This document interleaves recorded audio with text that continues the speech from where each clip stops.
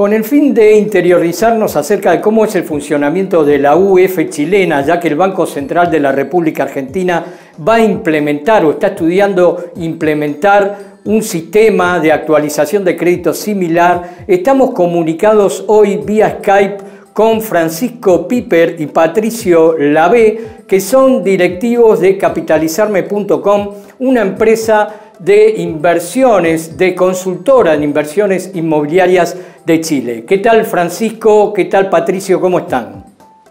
Hola, ¿qué tal? Súper bien. Todo bien acá. Bueno, queríamos saber concretamente cómo es el funcionamiento de la UF chilena, ¿no? Como que ya es habitual para compra de propiedades, para créditos, desde hace muchos años, este tipo de modalidad allá en Chile. Queremos que nos expliquen detenidamente cómo es y cómo funciona. Perfecto. Patricio les va a explicar qué es lo que es la UF y cuándo fue que se instauró en Chile, y yo después les voy a explicar un poco cómo funcionan los créditos hipotecarios y cómo funcionan también los arriendos en algunos casos. ¿Okay? Bueno, muy bien. Patricio, te escuchamos. Sí, mira, la UF es una unidad de cuenta que se estableció como hace muchos años en Chile, aproximadamente el año 67, en el fondo con el propósito de mantener el valor de los ahorros de las personas, y luego se pasó al sistema crediticio, y siempre va de la mano con lo que es la inflación en Chile, ¿ya? O sea, la UF va variando de acuerdo a lo que varía la inflación. La inflación es positiva, la UF va subiendo, que es lo que ha pasado en los últimos años, y si hay una inflación negativa, la UF baja. O sea, es en función de inflación, no de actualización de salarios o de aumento de salarios. Lo que pasa es que... Es en función del IPC, específicamente. Índice de precio al consumidor. La carta de productos, en el fondo, que lo que te mide es el costo de vida. Entonces, va variando de acuerdo al aumento de los precios, etcétera. Y obviamente el aumento de salarios también tiene que ver con el IPC. Está dentro. Entonces, indirectamente tienen que ver, pero no directamente, ¿se entiende? O sea, exacto, pero ¿hay mucha diferencia, por ejemplo, entre el IPC y los aumentos de los salarios, o son similares?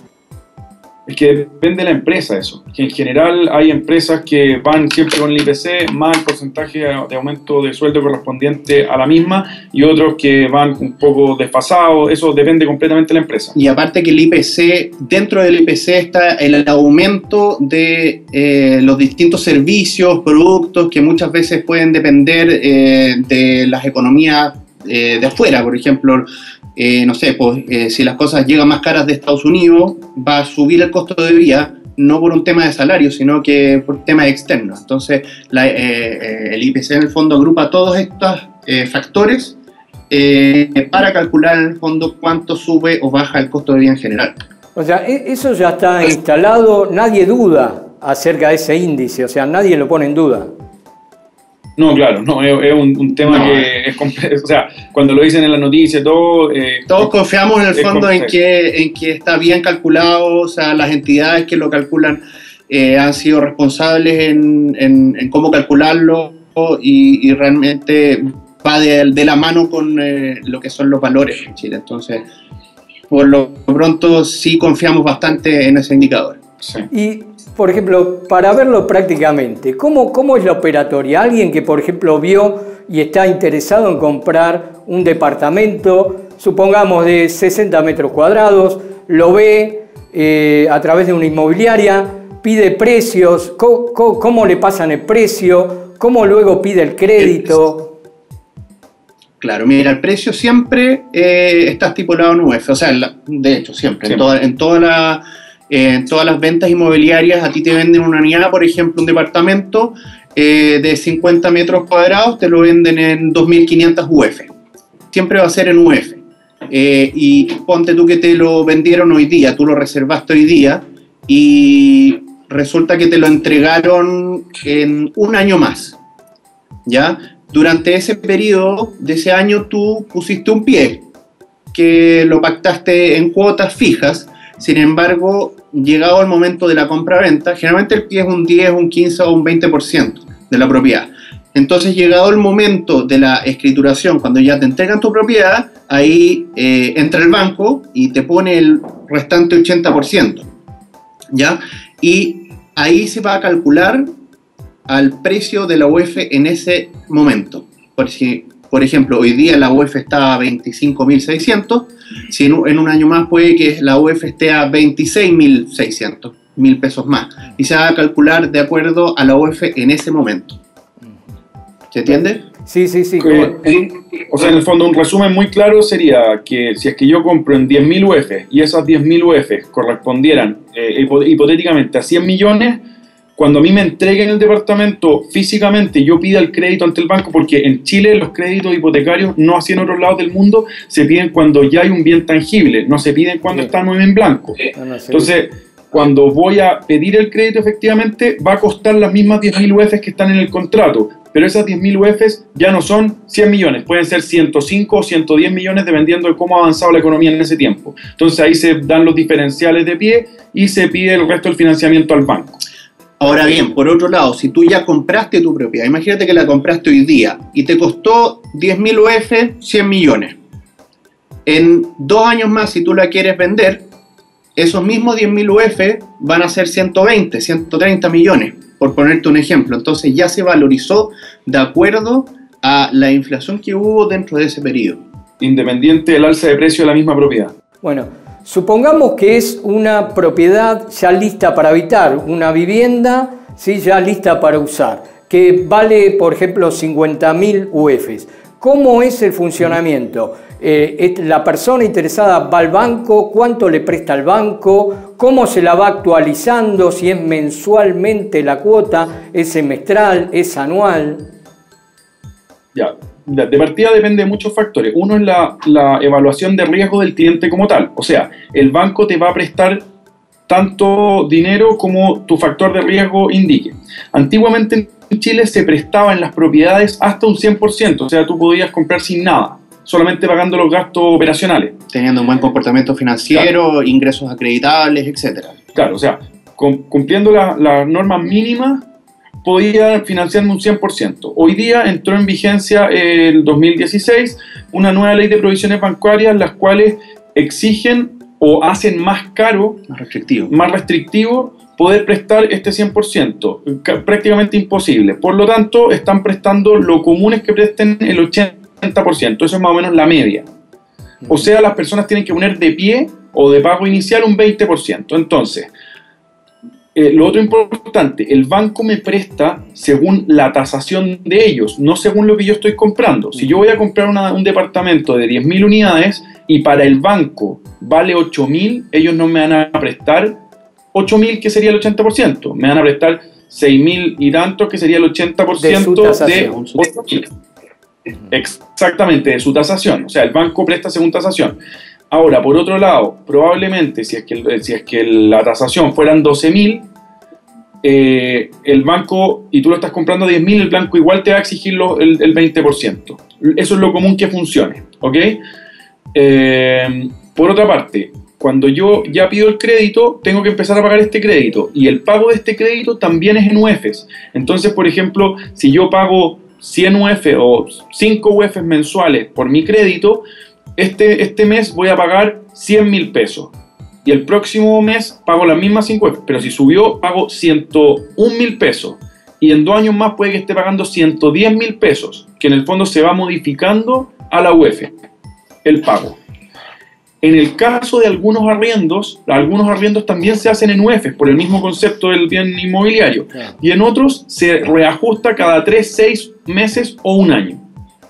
O sea que los alquileres también es una fórmula que funciona para los alquileres. O sea, para los alquileres de un departamento se van actualizando de acuerdo, eso si se fija por contrato, supongo que debe ser así, ¿no? Efectivamente, dependiendo del contrato, hay algunos contratos que son en UF, otros contratos que son con reajuste por IPC, que puede ser cada 3 meses, semestral o anual. Ah, perfecto. Y por ejemplo, supongamos esta situación, alguien que, 2 empleados bancarios, ¿sí? Una pareja que 28 o 30 años deciden, no sé, comprar su propiedad. ¿Pueden acceder realmente a comprar una primer vivienda a alguien que tenga así más o menos un empleo medio? Sí, perfectamente. O sea, con un sueldo de acá o sea, hay que entender la diferencia de sueldo mínimo que tiene Argentina con Chile, ya, pero un sueldo acá más o menos de $1.500 ya podría ser sujeto a crédito y tener la potencialidad de comprar alguna propiedad. Esto generalmente lo que piden sí son que tenga garantías reales, o sea, que tenga un contrato serio, que tenga boleteo por cierto tiempo, que haya estado más de un año en la empresa, pero si tiene las garantías básicas como persona de compra, no hay problema en que pueda tenerlo con esa cantidad de tiempo. También está la opción de que podrían complementar renta. Hablaste de una pareja, puede ser marido y mujer, ambos trabajan entre los dos, generan una renta más o menos de lo que habla Francisco, un poco más, y también podrían acceder.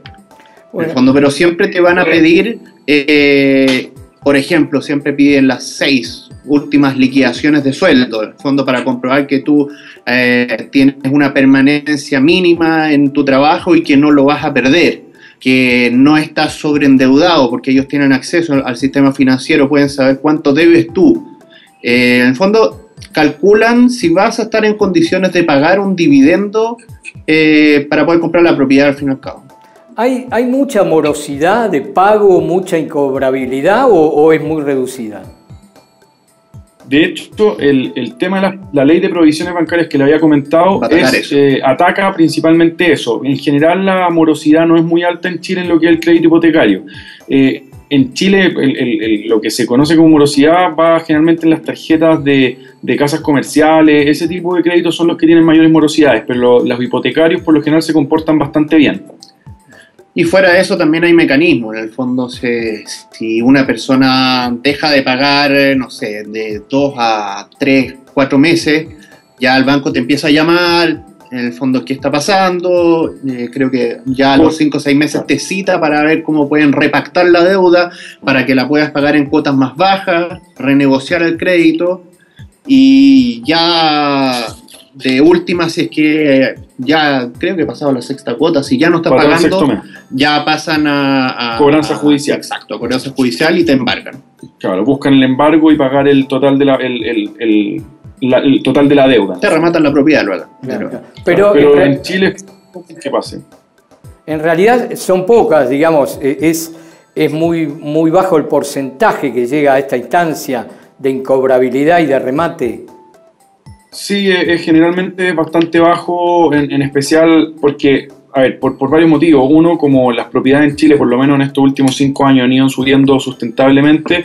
Al final, si uno no puede pagar su casa, como ya ha subido mucho valor, independiente que tenga un saldo insoluto grande, puedo vender esta propiedad y, por último, quedarme con un valor líquido, o bien comprar una propiedad más barata y devolver la plata al banco que se dé. Entonces hay que tratar de hacer eso. Ahora, de repente hay gente que, de repente por incultura, por ser porfiados, tratan de seguir manteniendo esta deuda y peleando con el banco. Claro, efectivamente les pueden llegar a quitar la propiedad, pero es lo que pasa en cualquier lado del mundo, en el fondo, con un crédito si no se paga. Al final no. Bueno, la nueva ley de provisiones bancarias que mencionaba Francisco es una de las tantas medidas que han tomado los bancos, en el fondo, para restringir y estar mucho más seguros de que a quienes les prestan plata las van a poder pagar de vuelta. Bueno, por último, ¿cuál es la inflación actual de Chile? ¿O que tuvo durante el último año aproximadamente? El año pasado fue un 4,1, 4,2%, si no me equivoco. ¿Y ustedes tienen conocimiento de que la UF haya funcionado con altos índices de inflación, por ejemplo, inflaciones por encima del 20% en otras épocas, por supuesto? Sí, o sea, pero en Chile hace mucho tiempo, claro. En el gobierno de Allende, el gobierno comunista acá, hubieron inflaciones del 40%, cosas así, pero con los gobiernos desde que hubiera un modelo económico de libre comercio, no hemos tenido inflaciones de ese tipo. Pero durante esos periodos de alta inflación también se utilizó este sistema y funcionó. En periodos de alta inflación, O sea, es que siempre se ha utilizado el sistema, no, pero el sistema no solucionaba las altas inflaciones que hubieron durante ese gobierno que... Y el tema también que en ese momento, independiente que esté un sistema de UF, lo que pasa es que si es que la inflación está muy volátil en un país, lo que sucede es que el banco pone restricciones mucho más altas. Por lo tanto, ¿qué es lo que hacen? Piden mucho más porcentaje de pie por riesgo morosidad o conceptos de ese tipo, ¿me entiendes? Se resguardan más. Bueno, por nuestra parte, muchas gracias y ha sido muy ilustrativo. Y bueno, esperemos que podamos también acá en la Argentina transitar este camino de tener que poder implementar algo similar y que realmente funcione, porque el crédito hipotecario es imprescindible para acceder a la compra de la primera vivienda y para que un mercado inmobiliario funcione realmente. Así que muchas gracias. Muchas gracias a ustedes, que estén muy bien y éxito. Esto fue Reporte Inmobiliario TV.